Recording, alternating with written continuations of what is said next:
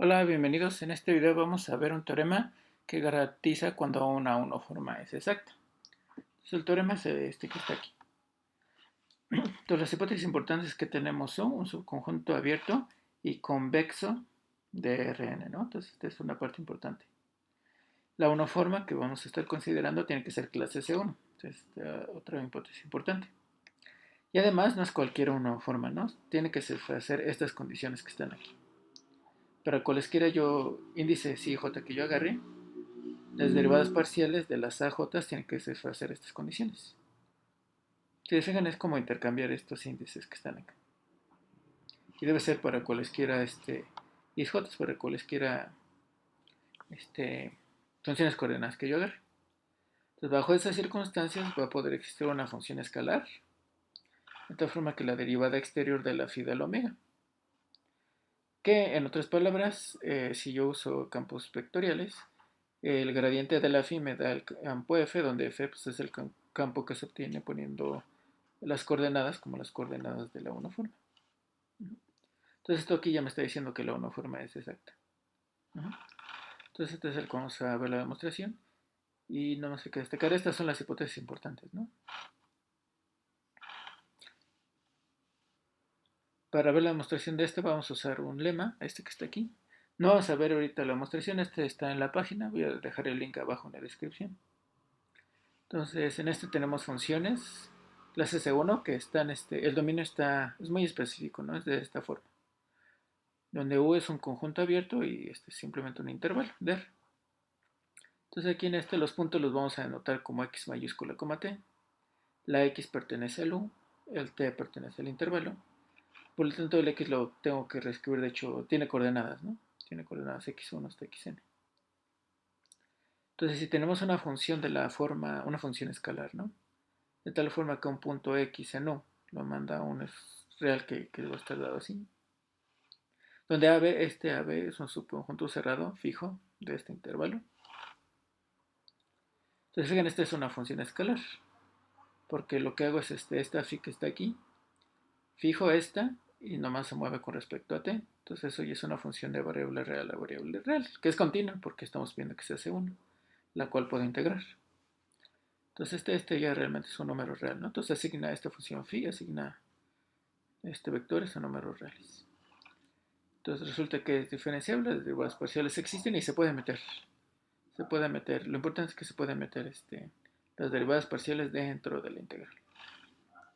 Entonces este lo vamos a utilizar y vamos a empezar con la demostración del teorema. Entonces podemos suponer, después de hacer unas relaciones, que el 0 siempre es un elemento del dominio U. Y con eso queremos definir una función potencial, ¿no? Entonces, ¿cómo se va a definir? Entonces se va a definir como una integral de línea.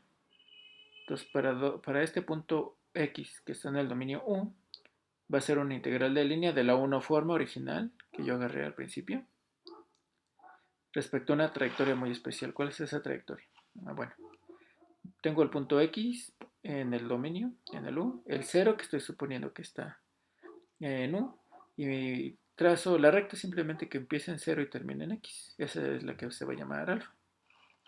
Entonces, notación vectorial es esta.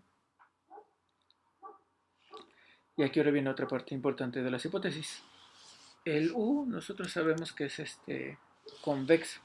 Entonces, como es convexo y tanto 0 como X está en el U, el segmento que lo contiene, el segmento que los une, perdón, está contenido en U.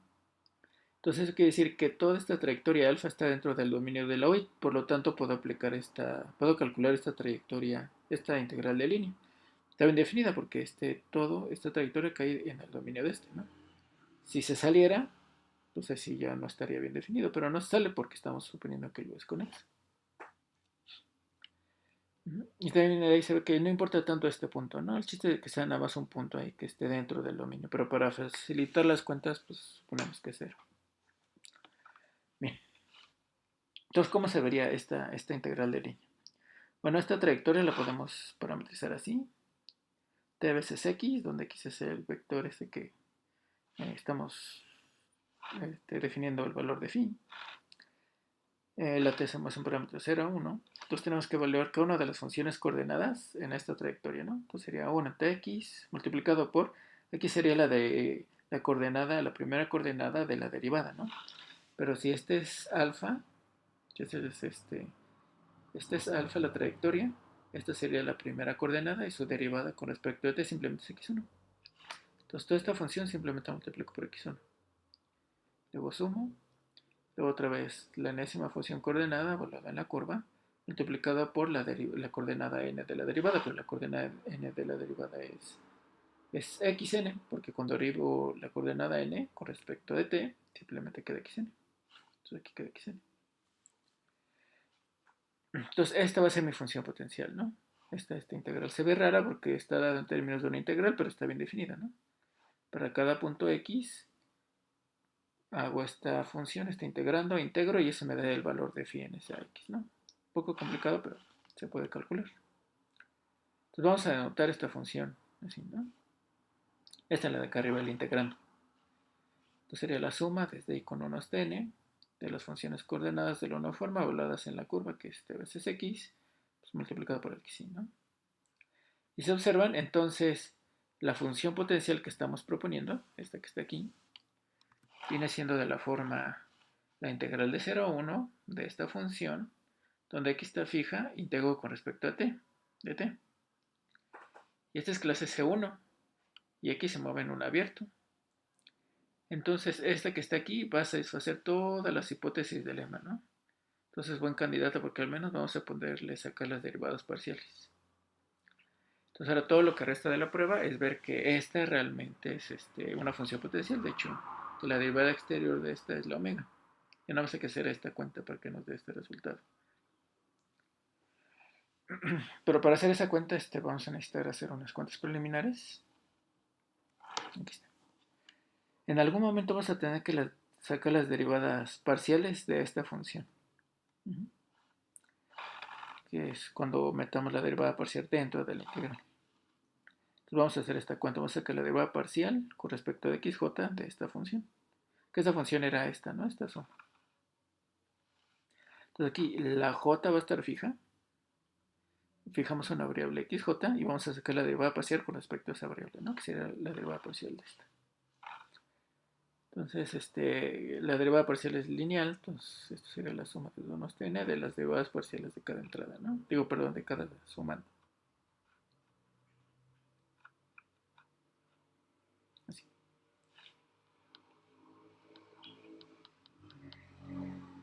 Aquí va a venir, pongo llaves porque esta derivada parcial le cae un producto de funciones. Sería esta función multiplicada por esta función, entonces regla del producto. Sería la primera por la derivada parcial de la segunda.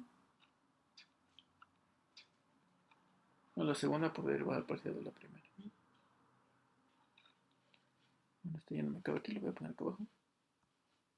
Más la segunda por la derivada parcial de la primera. Entonces sería la derivada parcial de toda esta función.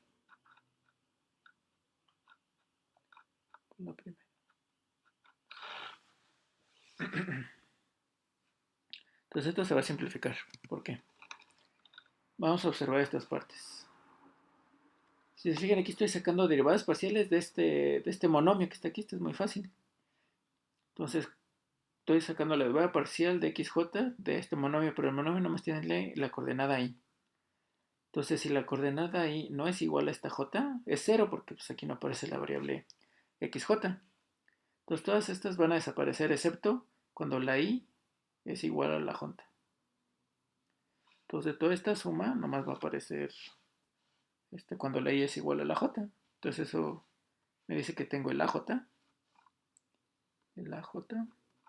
de tx. Aquí tendré que tener la parcial de xj, pero eso da 1, ¿no? Entonces eso lo quito. Más, estas sí no me las puedo quitar, ¿no? Esta todavía sigue siendo una suma. Entonces voy a sumar estas partes que no he hecho. Serían las parciales de xj de toda esta función. Multiplicada por x. ¿No? Ahora vamos a hacer esta. Aquí ojo, hay una composición de funciones.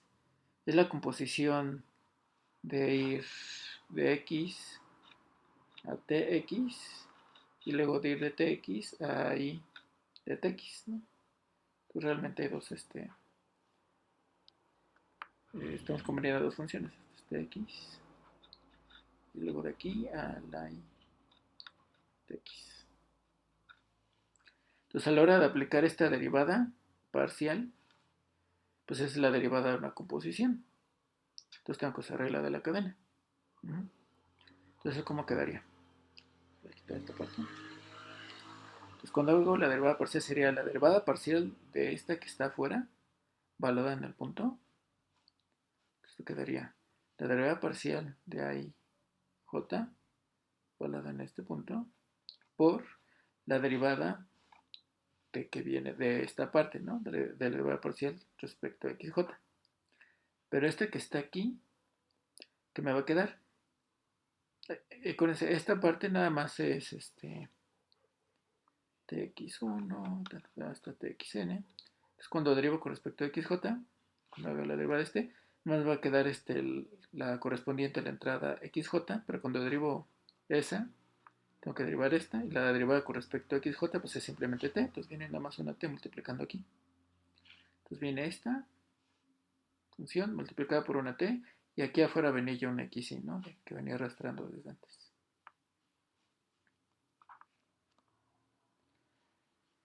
Entonces queda algo así, ¿no?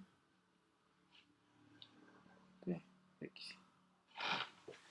Entonces le pongo una nubecita porque este es el que usamos para usar la derivada de la composición que aparece aquí. Bien. Y ahora viene un paso muy importante. Entonces aquí ya usamos el hecho de que el dominio es conexo. Ya usamos el hecho de que esto fuese en clase C1, ¿no? Bueno, de hecho creo que todavía no lo usamos, pero lo vamos a hacer en un momento, para el lema. Pero otra hipótesis que no hemos usado es este que estaba acá. Voy a subirme. Este que está en rojo. Que puedo intercambiar estos signos de los índices de la I al J. Que es lo que voy a hacer acá, precisamente. Entonces, continuando con la cuenta que yo tenía aquí. Esto lo voy a poder escribir como la suma. Y en lugar de poner la parcial con respecto de xj de ahí, aquí viene el cambio. Sería la parcial de xy de la j al lado en este. Luego tx. Y aquí evalúo desde 1 hasta n. Entonces aquí vino la hipótesis, ¿no? Esa hipótesis importante del teorema, ¿no? Entonces aquí está en este cambio, ¿no? Lo voy a enfatizar. Entonces estos índices aparecen aquí pero cambiados. ¿Por qué se hace eso?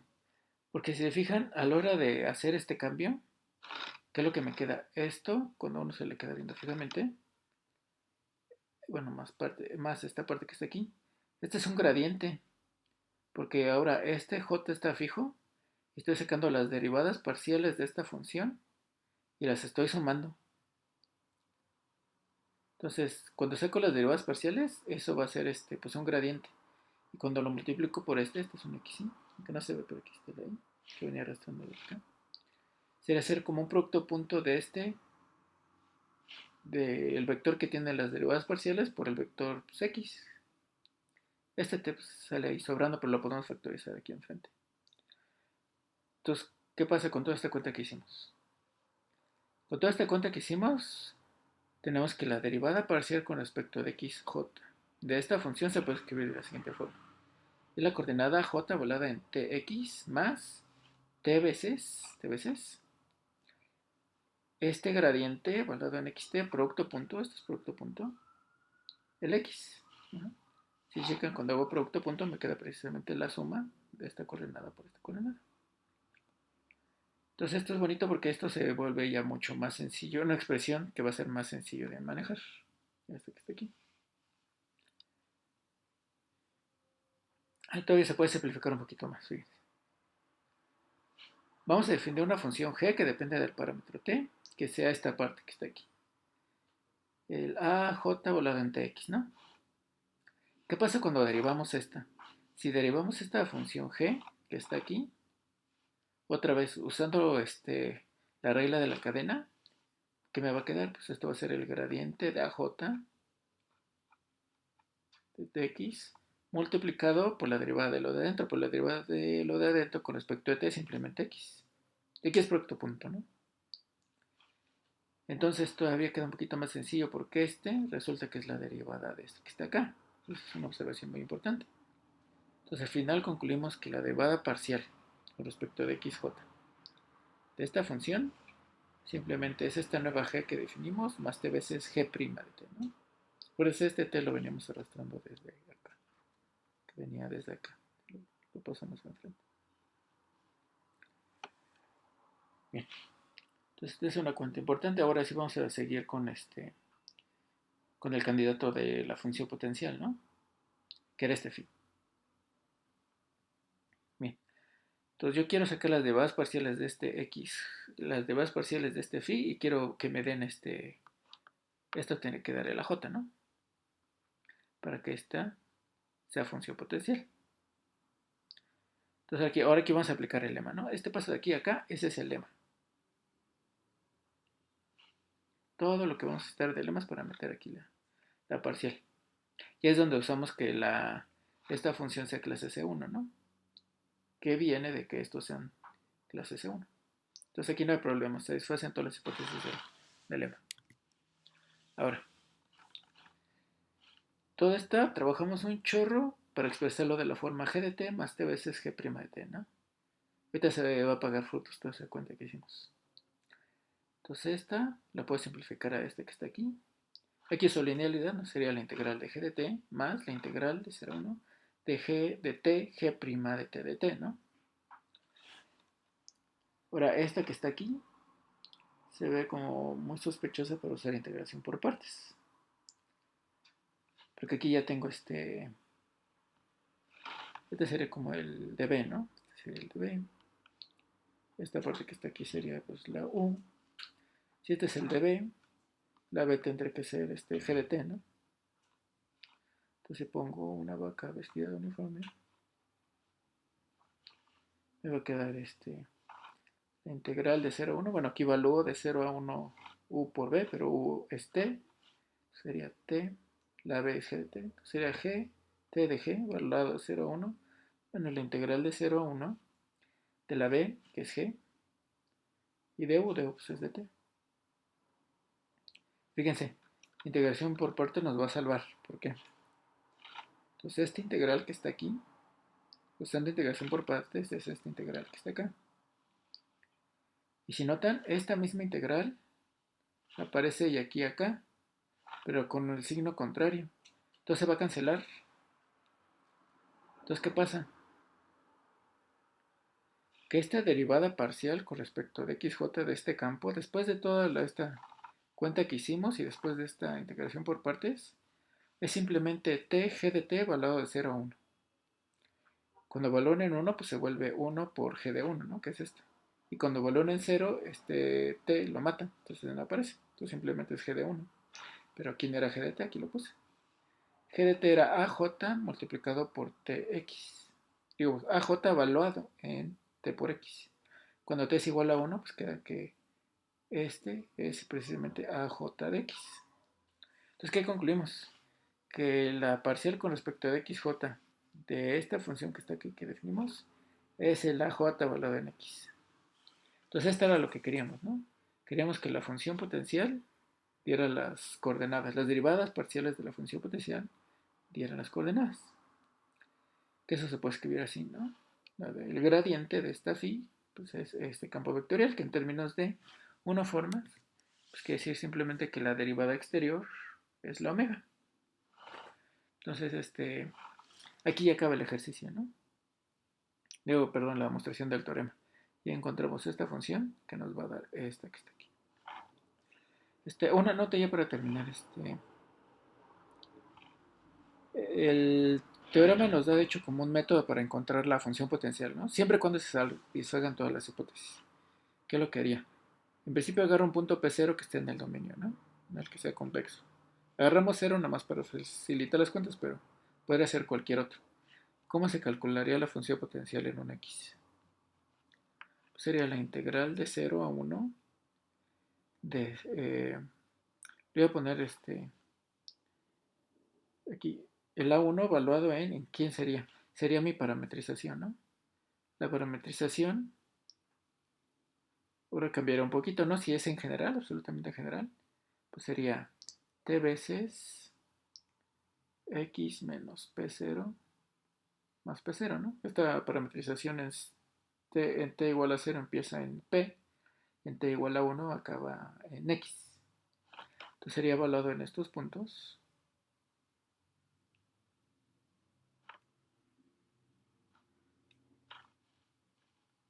Multiplicado por la derivada, ¿no? Pero aquí va a ser más fácil, perdón, si lo hago con notación de campo.